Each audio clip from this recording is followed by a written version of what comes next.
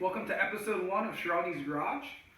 This is going to be like a grassroots kind of type of garage show, mainly centered around motorsports type stuff. Everyone seems to be doing them nowadays, and I can't get enough of them, so I figured I'd do my own. Basically, it's going to be me working on all my old crap. I tend to get a lot of hand-me-downs of stuff that's broken, and I make it work and make it my own, even down to this chair. I got this chair from a trash can at Mid-Ohio years ago. It needed some work for good reason. I didn't feel like spending $15 to buy a new one, so it just needs a couple zip ties, and it breaks every now and then, but gets the job done. Let's go ahead and meet the project cars I have. You'll see that there's a similar theme to all of them. I kind of tend to go to stuff that has a really good motor, but the rest of it might be meh. Project car number 1. It's my daily driver. It's a 2003 Mitsubishi Lancer Evolution. I bought it about over 2 years ago, maybe. I bought it from an old friend. It sat broken with a head gasket issue for years and years, probably 4 or 5 years. Eventually I got it home thinking I'll just slap a head gasket on there. The head and turbo actually came inside the trunk when I got it. Long story short, that needed way more than that. The head needed decked, the block needed decked, so I pulled everything out. I didn't have crazy power goals, so I kept the stock pistons, stock rod, stock crank, all that stuff, to put new OEM rings in it. For the head, I used GSCS2 cams, put a Force Performance HTA 71 on it. Heck of a turbo, and actually the interesting thing about this turbo is Force Performance, I don't know if they make it anymore, but for a little while they did. In Evo 8 fitment for the stock oil lines and coolant lines, they made an HTA 71, and it used a titanium aluminide turbine wheel. I think some JDM Evos had that. I think Evo 7s. I forget what it's called, but long story short, awesome spool. The boost threshold is awesome.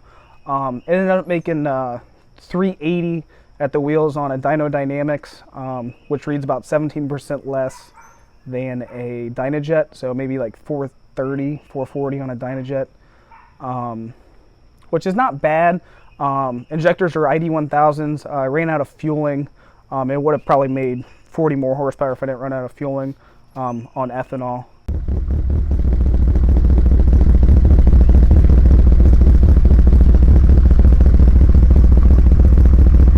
Project number 2 is my 2002 F-250 Lariat 7.3 Power Stroke. I use it as my tow vehicle.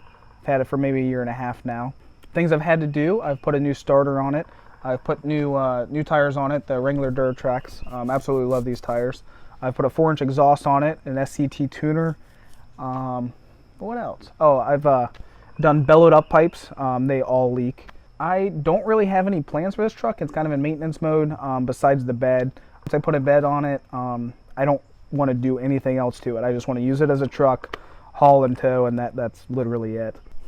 I was never really a Dodge fan, but when you have a vehicle that has had no changes over 15 years, just little bug fixes, no major changes, I don't care what make or model it is, it's going to be dead reliable.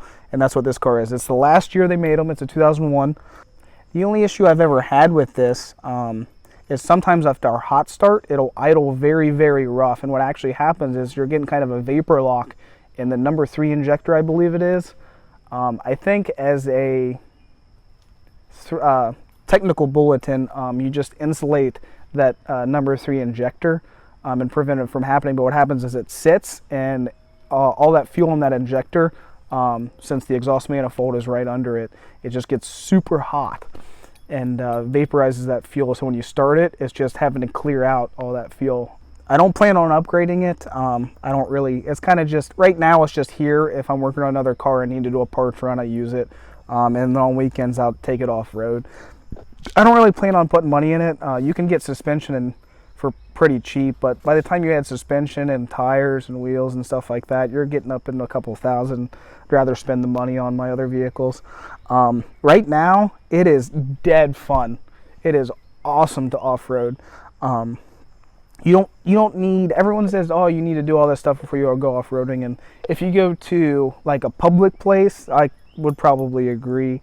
You would want to do at least a little bit of prep so you're not screwing up other people. But if you have your own property, just get an old crappy XJ. You can get them for dirt cheap, and you can have a ton of fun with them. So just go out there. Actually very capable, even with old crappy tires, dry rotted, bald tires. You'd be surprised at what this thing can do. The only upgrade I really did, I wanted to get a off-road bumper. It's actually very nice. I wanted something with a front hitch. It's so nice to be able to park a trailer. I can park a trailer anywhere with this front hitch. And as you can see from the infamous video, I ripped off the front bumper, and that is the way to do it. If you're going to upgrade your bumper, there's so many little clips and screws. It's so much easier to just go off-road it, rip it off, and then get home and put a new bumper on, rather than spending 10-20 minutes doing a bunch of stupid tabs and stupid little plastic tabs and stuff. Just go rip it off. That is definitely the way to do it. It actually comes as flats, and it's pre-cut. Basically, you bend it together and you weld it. Dang it. This is project number, what are we on, 4, maybe 5, I don't know. It's a 1978 C121 wheel horse. It's an 8-speed manual lawn tractor. I got it from my brother. It was broke. Basically, I got it home, and after the 5 rats crawled out of it, put new fuel pump on it, cleaned the carb like 7 times, soaked it overnight. It finally started running good. Surprisingly, fired right up after that. Some other miscellaneous things, the oil drain, did an oil change on it. Interesting fact, these, maybe it's common, I usually don't work on stuff this old, but it has no oil filter. So I was looking for it for like 10 minutes and couldn't find it, and looked up on the internet and realized that it doesn't come with an oil filter.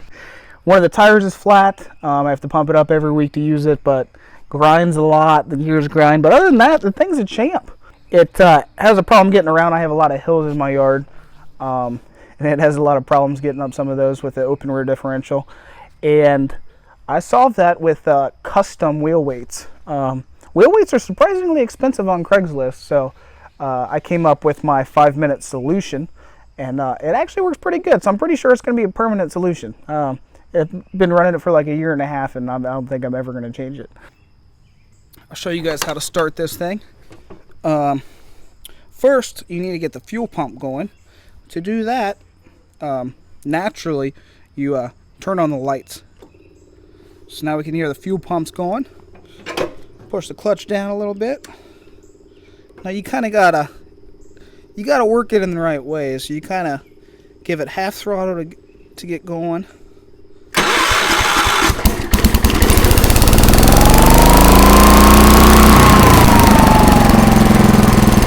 Starts right up.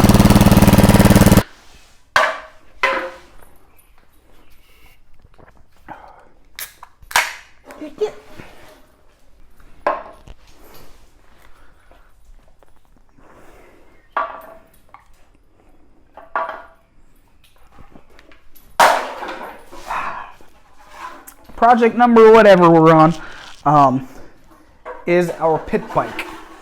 We use this when we go to road racing to get around. It changes everything. It is a GoPed GSR 25. 25 cc's of pure fury. Doesn't sound like a lot, but surprisingly, using our custom tow hook, the zip tie right here, we surprisingly pull around a trailer with an air tank and fuel sometimes, and a person. I have no idea how it does it, but it does it. And we have our final project. It is a 1987 E30 BMW 325 IS. We bought it to start doing endurance racing. We do endurance racing with it in groups like American Endurance Racing, World Racing League, and Chump Car. Mainly set up as a chump car. So for example, we have cut the stock springs. We did the spring rates, calculated where we should cut them. Cut those because you're not allowed to, well, you're allowed to, but you'll take a points hit and just not be competitive. As a fresh motor, we put a motor in it about beginning of last season, I believe, which is interesting. At the end of the season before we rebuilt the motor, we were at National Corvette Museum for a 7-hour race and a 7-hour race. 7-hour race on Saturday, 7-hour race on Sunday. And between those 2 days, we burned 14 quarts of oil.